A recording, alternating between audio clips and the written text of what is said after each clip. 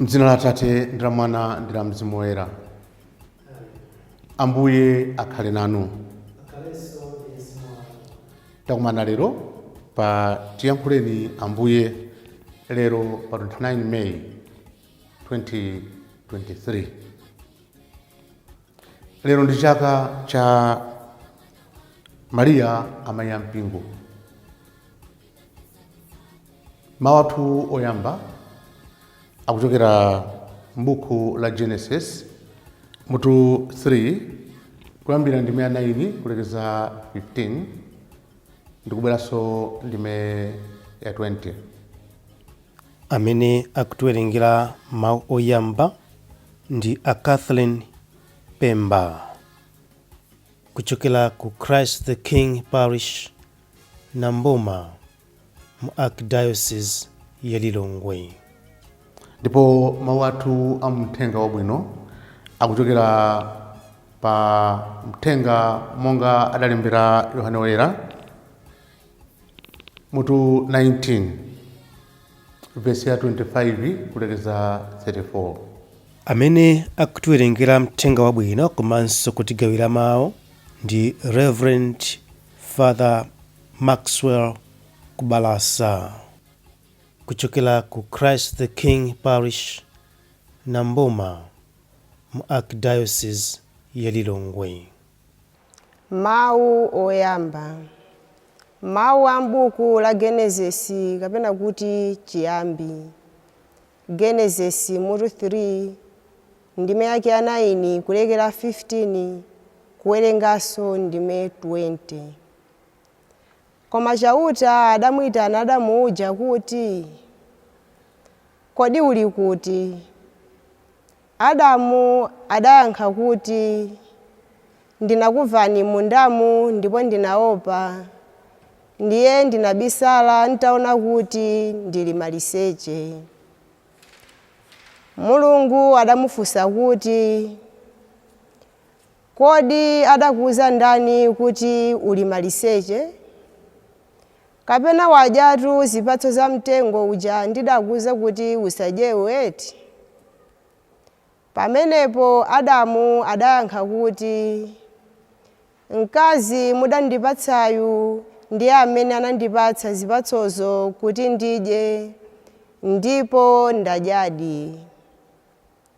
Apo chauta adamufunsa mkaziyo kuti, kodi iwe zimene wachitazi wachitiranji?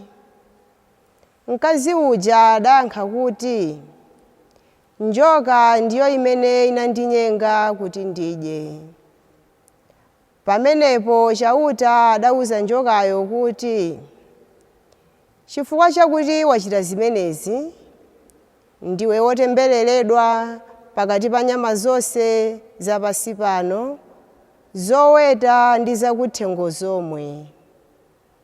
Kuyambira tsopano mpaka muyaya udzakwawa ndi kumimba kwako, ndipo chakudya chako chidzakhala mfumbi. Ndidzayika chidani pakati pa iwe ndi mkazi, padzakhala chidani pakati pa mbewu yako ndi mbewu yake. Adzatswanya mutu wako, ndipo iwe udzaluma chidendene chake. Adamu adatcha mkazi wake Heva, chifukwa choti iyeyu anali mayi wa anthu onse. Mawu a Ambuye. Tithokoze Mulungu. Ambuye akhale nanu. Mawu a mthenga woyera monga adalembera Yohane Woyera.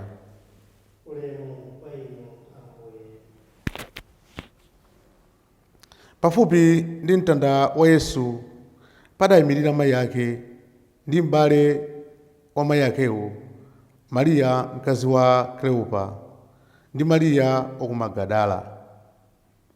Pamene Yesu adaona mayi ake ndi ophunzira uja amene iye ankakonda kwambiri akuyimirira pafupi, adawuza mayi ake kuti, mayi, nayu mwana wanu. adawuzanso ophunzirayo kuti nawa amayi ako. Ndipo kuyambira pamenepo wophunzirayo adawatenga amayiwo kumakawasamala kwawo. Yesu adadziwa kuti tsopano zonse wakwaniritsa. Tsono kuti zipherezere zimene malembo adanena, iye adati, ndili ndi ludzu. Pamenepo panali mbiya yodzaza ndi vinyo wosasa.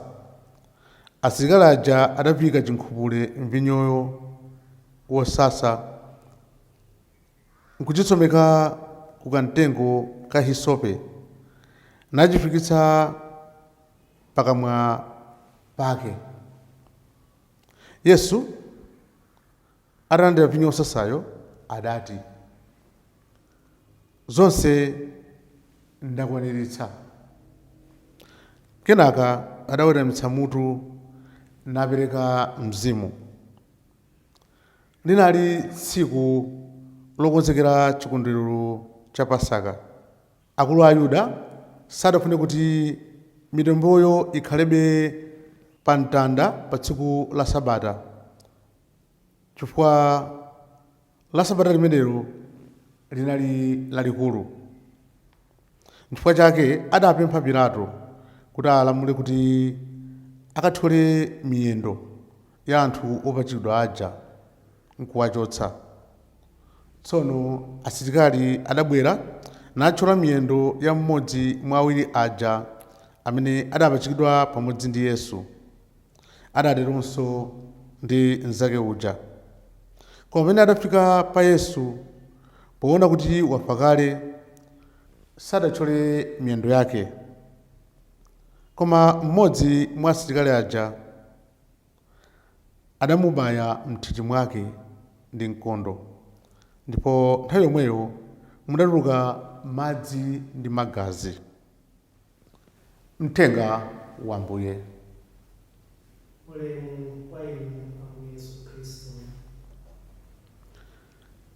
Abale anga okondeka, lero tikumbukira Amayi Mariya, amayi a Mpingo. Amayi Mariya timawatcha amayi a Mpingo chifukwa Yesu mwini adafuna kuti zitero. Nthawi zambiri ife akatolika anthu samatimvetsayi. Ikakhala nkhani ya Amayi Mariya, kuti bwanji Amayi Mariya akatolika amakhala ngati amakweza kwambiri. Pa 1 January timakondwerera chaka cha Amayi Mariya, amayi a Mulungu. Nkhani imene yonse imanena Amayi Mariya na amayi a Mulungu ni nkhani yovuta kwambiri kwa ena amene sagawana nafe chikhulupiriro chathu. Anena bwanji kuti amayi a Mulungu? Mulungu nkukhala ndi make. Mutisawala kuti Yesu ndi Mulungu. Ndipo amayi a Mulungu timanena amayi a Mulungu mwana Yesu Khristu amene anambereka ndi kumulera pansi pano. Lero tupanga chaka cha Amayi Mariya, amayi a Mpingo.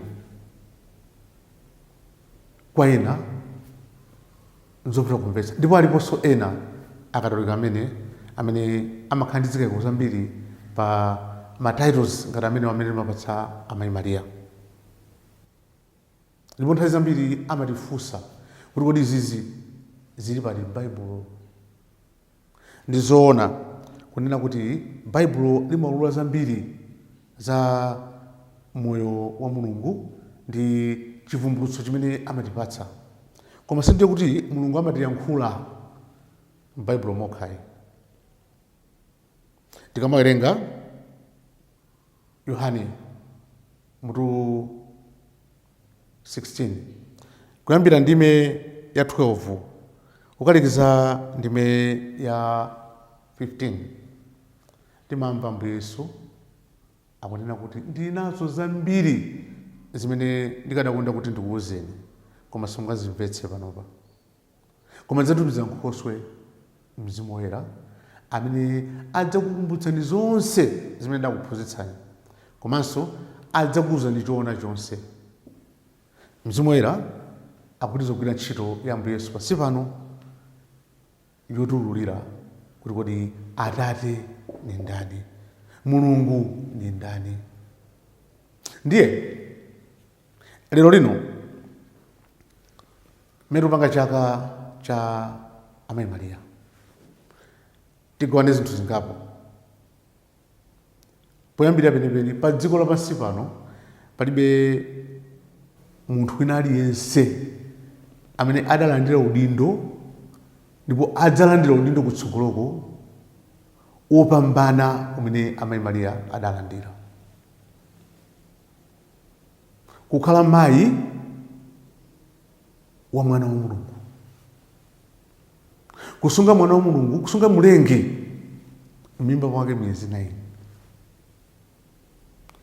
kunaiti kuyitanidwa kwa mtengo wapatali, ndiponso palibenso kuyitanidwa kwina kumene munthu adzayitanidwe kupambana kumene amayi adayitanidwa, Amayi Mariya. Ndipo Amayi Mariya povomera kunena kuti abwere Ambuye kudzera mwa ine, adavomeranso ngakhale ntchito imene Ambuye Yesu adabweretsa pansi pano pa chipulumutso cha anthu. Ngati pali wina munthu mzathu amene alipo onena kuti 100% amanga support ntchito ya Ambuye Yesu ndi uthenga wa Ambuye Yesu, ndi Amayi Mariya. Ndipo palibe chimene Amayi Mariya angachite against Ambuye Yesu. Adavomera kwathunthu, ndine kapolo wa Ambuye, andichitire zimene mwandiwuza. Kuyambira zaka zoyambirira mu mpingo, onse amene adalumikizana na apostoli kulandizana nawo ntchito kumafikira mpaka na ma 750 AD, pali malumuzana ena ake amene amatchedwa ma church fathers, amenewo adaona kale kunena kuti nkuyenera kumulemekeza Amayi Mariya chifukwa cha gawo lalikulu limene adatenga pa chipulumutso chathu, kuyanjana nkufuna kwa Mulungu, kuyanjana ndi plani ya Mulungu imene anali nayo. Koma ndi chaka cha 1964 pamene Papa Paulo wa 6 adakhazikitsa mwapaderadera kunena kuti Amayi Mariya ndi amayi a mpingo, ndipo kuti adakhazikitsanso kuti pakhale misa zapadera zowalemekeza Amayi Mariya ngati mayi wa mpingo, zimene zimatchedwa ma votive masses, amene amakhala cholinga chapaderadera. Papa Francis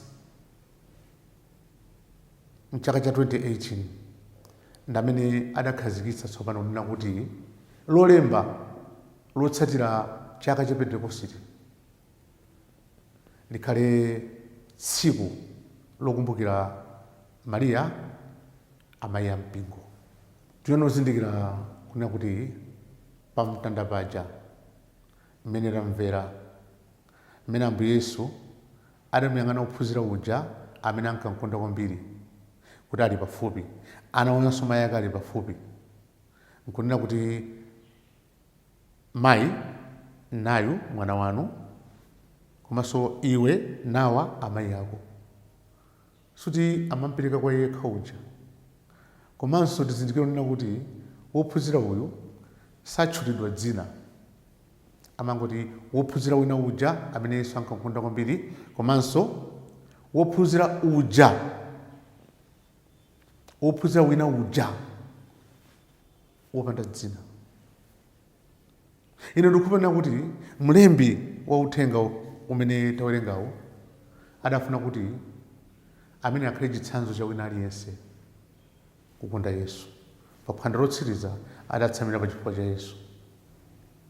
Ndiye mwe uja amene Mariya atabwera nkudzanena kuti Ambuye Yesu kumanda kulibeko, adathamanga limodzi ndi Petro. Paliwiro adampotsa Petro, kuyamba kafika ndiyeyo. Koma atafika kuja anali wa ulemu, madala ubwera pambuyo, liwiro lavuta, komabe tiwadikirire. Anadikira kuti ayambe kulowa ndiwo adalowa. Pamene Petro atafika kumene kuja kubalalika kuti chachitika ndi chani, akuti atafika nkuona akuti adakhulupirira. Wophunzira wina uja amene Yesu ankakonda kwambiri anomvetsa zinthu msanga. Paja pagombe la nyanja paja penenso adaonekera Ambuye Yesu akuti sadamuzindikire wophunzira aja. Komano Ambuye Yesu aja atavuza kuti ponyani khoko kukoka ndithu nsomba zochuluka, anali yemwe uja amene kuti ndi Ambuye wophunzira wachangu, angatokhala inu ndi ine. Ndipo ndikufunira kuti mmene Ambuye Yesu ankanena kuti nawa mayi ako, adampatsa kwa mpingo wonse. Amayi Mariya ndi amayi amene amayenda nafe nthawi zonse. Tikumbukira kuti kukana Amayi Mariya anaona mmene zinalilipo kuti paja kuti sizili bwino, china chake palibe, vinyo wathera. Ananyamuka ukauza Yesu mwana wake kuti wawathera vinyo. Ngakhala Ambuye Yesu adayankha mwa mtundu wina mokhanga kuti afuna akanekane kuti nthawi yanga sidafike. Amayi Mariya amadziwa ndithu mwana wanga ngokumva, ndipo mwana wanga ngwachifundo, mwana wanga sataya amene ampempha. Adapita nakauza anyamata onena kuti chilichonse chimene akuwuzeni muchite.